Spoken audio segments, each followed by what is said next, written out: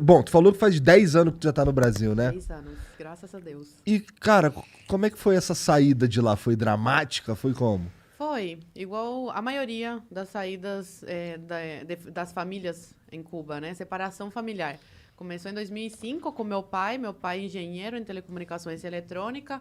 Ele ocupava um cargo alto na empresa estatal onde ele trabalhava, para você ter uma ideia. Ele tinha acesso à internet em 2005. Caralho. Era proibido, era crime, né? Cubano ter acesso. E meu pai tinha porque ele trabalhava com isso e era um dos chefes, né?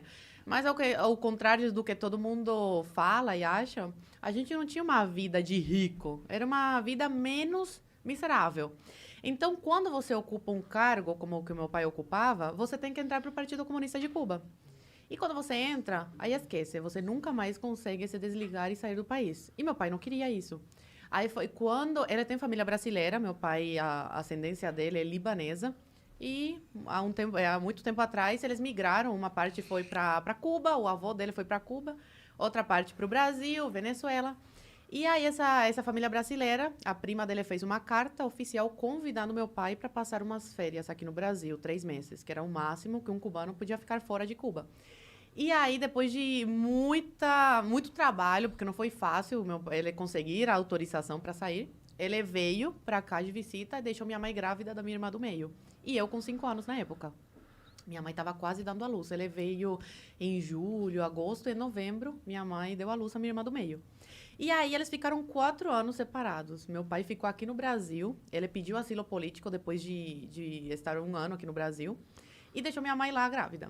Aí depois de quase 4 anos, ele consegue tirar minha mãe de Cuba. Como que vocês se mantiveram sem ele lá durante 4 anos? Minha mãe, meu tio, irmão dela, mandava coisas para ela vender no mercado negro, roupa, essas coisas. Que o governo, ele finge que não vê essas coisas, mas ele sabe o que acontece. E é bom para eles porque faz essa economia de Cuba girar de alguma forma. Como que funciona esse mercado negro? Isso é interessante. Eu imaginei que existiria alguma coisa, né? Porque... Pessoas que têm família fora recebem roupas, sapatos. E é tranquilo deles receberem? Recebem pelo correio? Como que eles fazem isso? Sim, porque aí fica uma comissão com o governo cubano. Entendi. Entendeu? Eles sempre ganham de alguma forma. Entendi. Eles recebem para a pessoa passar esse pacote para dentro da ilha, entendeu? Entendi. Mas Ou pessoas que trabalham no, sei lá, onde tem carne, essas coisas, em indústria, roubam e vendem no mercado negro também.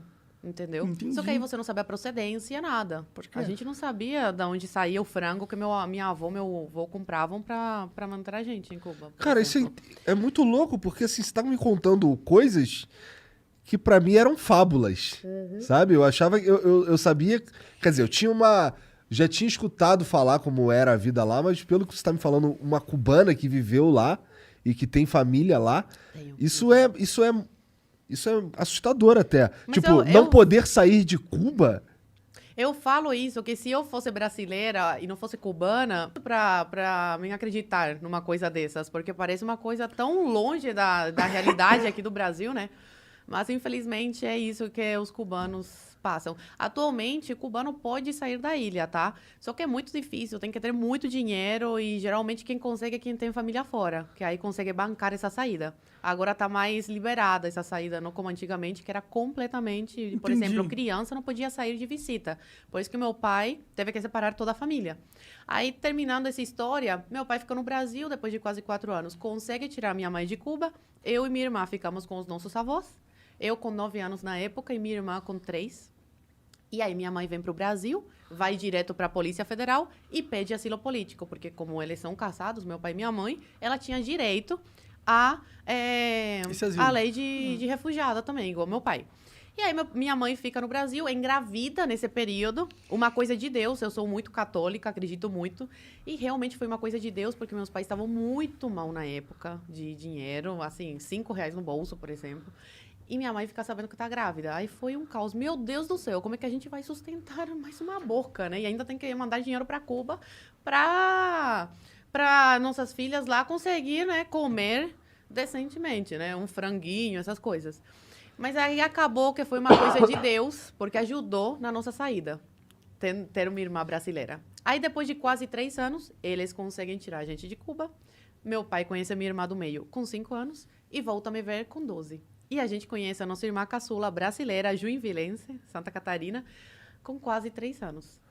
Aí, resumidamente, essa é a história da minha família. Então tua família daqui tinha que mandar dinheiro pra lá pra vocês poderem comer. Pô, mas lá não é o comunismo, não é todo mundo come? Como é que Não, funciona? não. A igualdade lá é de miséria, só que tem uns mais miseráveis do que outros. Aí minha avó, ela comprava uma caixa de frango, quando tinha, não era todo mês que tinha, por mês, pra gente.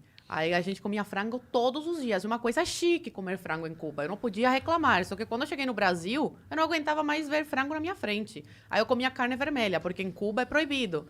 Você vai pra cadeia, 20 anos por matar uma Sério? vaca. É.